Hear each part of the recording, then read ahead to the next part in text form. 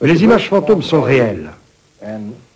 En théorie, si vous leur ajoutez de l'énergie, pour qu'elles aient plus de densité, vous pouvez matérialiser n'importe quelle forme que ce soit. Nous conclurons en montrant que, dans l'espace-temps, la réalité de ces choses, la pensée, le cerveau et l'esprit existent en temps aussi bien qu'en matière. Et donc il y a au moins une dimension commune si nous considérons le temps comme une dimension. Et les images fantômes, qui sont même des images spirituelles, peuvent donc aussi, en théorie, être matérialisées si on leur insuffle suffisamment d'énergie. L'énergie du cosmos est présente en toutes choses. Elle est la force qui entoure notre existence même. Elle fait partie intégrante de la substance de la vie et contient la mémoire de tout ce qui se passe dans l'univers.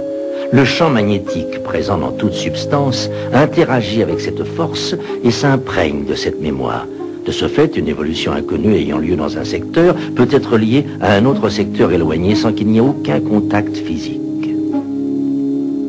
La percée effectuée par le docteur Rupert Sheldrake avec la découverte de la mémoire de la nature supprime les frontières entre l'homme et le cosmos, prouvant ainsi qu'il est une partie du filet inextricable de l'énergie et de la mémoire dans lequel l'homme n'est plus prisonnier de son concept conventionnel du temps.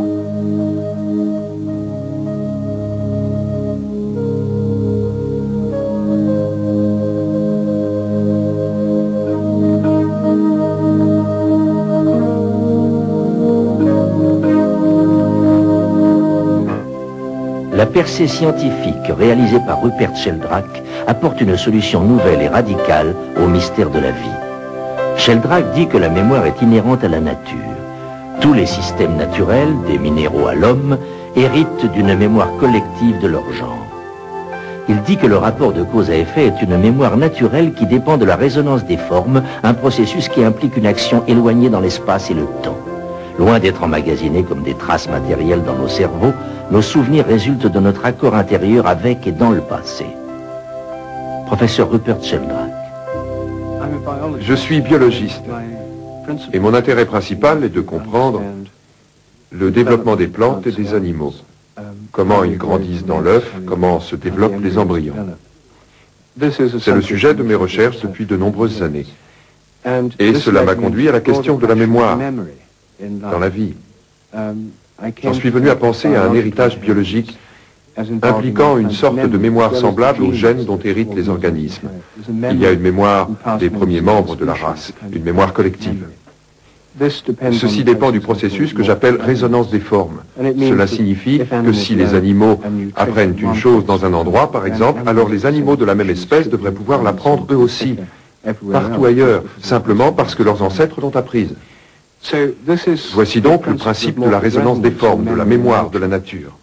Dans sa forme la plus générale, appliquée au-delà des domaines biologiques, physiques ou chimiques, cela suggère que les soi-disant lois de la nature, les régularités de la nature, peuvent être plus des habitudes que des lois éternelles, invariables. À l'intérieur des champs énergétiques de chacun se trouvent les molécules qui enregistrent les ondes et les schémas de pensée. Celles-ci interagissent avec les champs énergétiques de l'univers où jamais rien ne se perd et sont emmagasinées dans un réservoir appelé mémoire collective. La combinaison des pensées qui émanent de toute personne sur cette planète résonne à travers l'espace sans égard pour la distance. De ce fait, les pensées d'une personne dans une partie du monde peuvent en affecter une autre dans une autre partie, aussi bien que dans la même pièce. C'est pourquoi certaines personnes, instinctivement, ressentent ce qu'une autre personne ressent vis-à-vis d'elle sans qu'elle n'ait eu le moindre contact. Thomas Burden. Je crois que les recherches de Sheldrake sont très significatives. Il a simplement appelé ça un champ morphogénétique, un champ qui génère une force. Peu à peu, sur une très grande période, il accumule un antidote pour ce qui va mal chez une espèce, par exemple, ou dans un système. Prenons l'idée fondamentale suivante. Les parties d'un système, bien qu'étant séparées dans l'espace, si elles sont reliées par un potentiel quantique, agissent ensemble comme s'ils étaient partiellement reliés au même système local et pas séparés du tout. Et donc je crois que les implications dans le domaine de la physique sont passionnantes, car nous parlons ici d'une physique qui est un ordre de grandeur plus profond et plus fondamental que la physique que nous avons aujourd'hui. Et étant donné qu'on ne peut échapper au champ morphogénétique, c'est le stimulant qui poussera nos physiciens à rechercher le véritable mécanisme qui provoque cela. Et quand ils auront compris, qu'ils auront accepté et qu'ils auront appris à travailler avec, ils auront une nouvelle physique plus fondamentale qui pourra servir à améliorer la vie quotidienne. C'est le sens du travail de Sheldrake.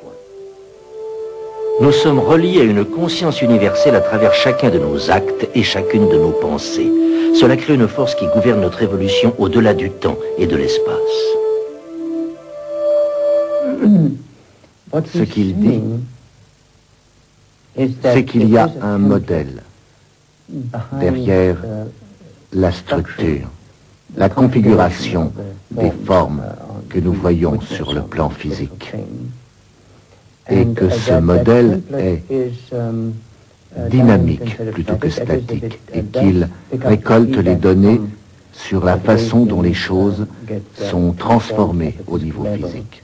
Ainsi, par exemple, si dans un laboratoire de New York, on fait germer un cristal, et qu'ensuite, dans un laboratoire de Paris, on fait germer le même genre de cristal, le fait qu'un cristal ait germé à New York va accélérer le processus de germination à Paris, bien qu'il n'y ait aucune communication entre les scientifiques des deux bords. C'est vraiment une confirmation de la théorie générale de ce que l'on appelle en physique les théories sans lien ni cause. C'est-à-dire que le monde est un ensemble continu. Ce qui arrive dans une partie du monde affecte une autre partie sans que l'information soit transmise de l'une à l'autre. Notre interdépendance avec l'univers est notre influence sur la croissance ainsi que notre plus grand pouvoir inné pour découvrir tout ce qui existe.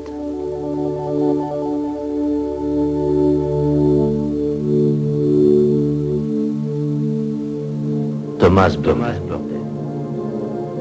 En mécanique quantique, qui est notre meilleure physique, nous avons un traitement théorique, un modèle, si vous voulez, où nous modélisons la réalité physique en petits sauts d'énergie appelés quanta. Des petits changements qui sont comme des petites briques et qui sautent de brique par brique. Et les gros changements ne sont que de nombreux petits changements de briques très rapides. Ce que nous avons en mécanique quantique, c'est le fait que nous ayons un certain genre de modèle appelé l'équation de Schrödinger, où toutes les choses qu'un système peut être, comment il peut être construit ou quelle sorte de forme il peut contenir, se déplace et soudain le système s'effondre et une de ces choses se produit. On appelle ça l'effondrement de la fonction d'onde et cette chose qui était une probabilité devient soudain un état observable.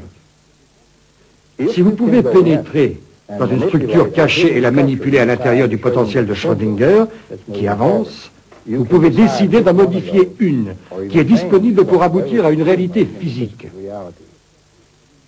En clair, voici ce que nous avons dit. Avec l'approche de Whittaker, l'approche électromagnétique scalaire, vous pouvez pénétrer la réalité physique avant même qu'elle ne soit née, avant qu'elle ne devienne une réalité physique pendant qu'elle est encore à l'état de probabilité.